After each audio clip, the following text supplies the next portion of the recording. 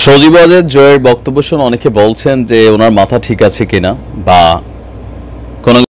আসসালামু আলাইকুম প্রিয় দর্শক, প্রতিদিন রাজনৈতিক, সামাজিক, অর্থনৈতিক প্রেক্ষাপট নিয়ে বিশ্লেষণধর্মী ভিডিও পেতে আমাদের চ্যানেলটি সাবস্ক্রাইব করে আমাদের পাশেই থাকুন। চলুন সরাসরি ভিডিওতে।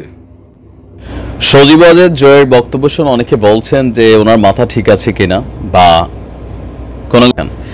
তো বেসিক্যালি পলিটিক্যাল পয়েন্ট অফ ভিউতে আপনি যদি দেখেন, এটা হচ্ছে কর্মীদেরকে চাঙ্গা রাখা।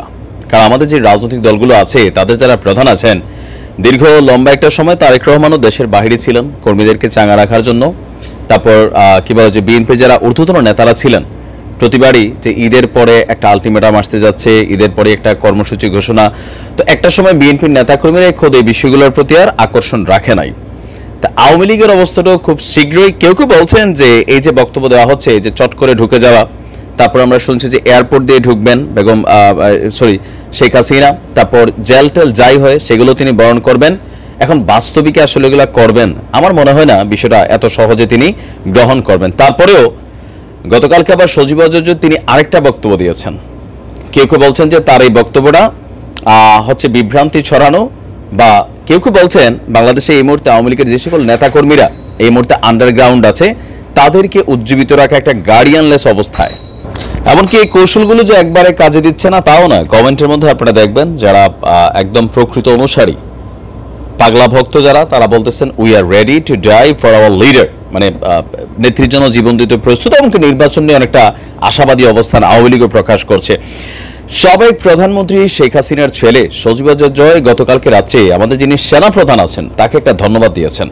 আপনাদের খেয়াল থাকার কথা, গেল পরশুদিন আমাদের সেনাপ্রধান জেনারেল ওয়াকারুজ্জামান তিনি নির্বাচন ইস্যুতে একটা বক্তব্য দিয়েছেন যে 18 মাস পরে আপনার গণতান্ত্রিক প্রক্রিয়ায় ক্ষমতা হস্তান্তরের জন্য অন্তর্বর্তীকালীন সরকারকে একটা টাইম ফ্রেম বা একটা রূপরেখা, সম্ভবত এটা ভেতরে ভেতরে আলোচনা হচ্ছে, সেটা নিয়ে তারা 18 মাসের সময় নিয়ে এই কাজটা করতে চাচ্ছে। মানে আমরা যখন কথা বলছি 1.5 থেকে 2 বছরের মাথায় বেসিক্যালি এই নির্বাচনটা হতে যাচ্ছে। এখন এই নির্বাচন ইস্যুতে সাবেক রানিং আমাদের যে সেনা প্রধান আছেন ওনার বক্তব্যের পর সজীব ওয়াজেদ জয় তিনি বলছেন যে আপনার যে আওয়ামী লীগের কাছে অন্তত এখন একটি প্রত্যাশিত টাইমলাইন আছে, শুনে আমি খুশি। তিনি সেনাপ্রধানকে ধন্যবাদ দেওয়ার পাশাপাশি তিনি বলছেন যে সেনাপ্রধান যে নির্বাচনের টাইমলাইনটা বলেছেন এটা নিয়ে আপনার প্রত্যাশার তুলনায় অনেক দেরি বলেও কিছুটা মন্তব্য করেছেন। তিনি বলছেন দেশের প্রাচীনতম এবং বৃহত্তম রাজনৈতিক দল আওয়ামী লীগকে বাদ দিয়ে দেশের প্রকৃত সংস্কার এবং বৈধ নির্বাচন করা অসম্ভব। ফেরা নিয়ে তিনি বলছেন দেশে ফেরাটা এখন একটা কি বলে যে লম্বা চূড়া প্রসিডিং এর ইস্যু, তবে তার মা শেখ হাসিনা তিনি বাংলাদেশে ফিরে এখানে পরিস্থিতি যাই হোক সেটাকে ফেস করার জন্য তিনি প্রস্তুত আছেন।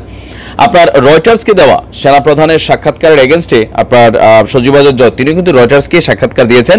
সেখানে এই যে 18 মাসের টাইম ফ্রেম দিয়েছেন সেনাবাহিনীর আমাদের যিনি প্রধান আছেন, তারপর ওনারা আবার আত্মীয়, কিন্তু তারা একটা ফ্যামিলি থেকে বিলংস করে। তো সেই জায়গাটা নিয়ে তিনি পজিটিভ বক্তব্য দিয়েছেন যে যদি নির্বাচন হয়, সুষ্ঠু নির্বাচন হয়, তাহলে আওয়ামী লীগ বিজয় লাভ করবে।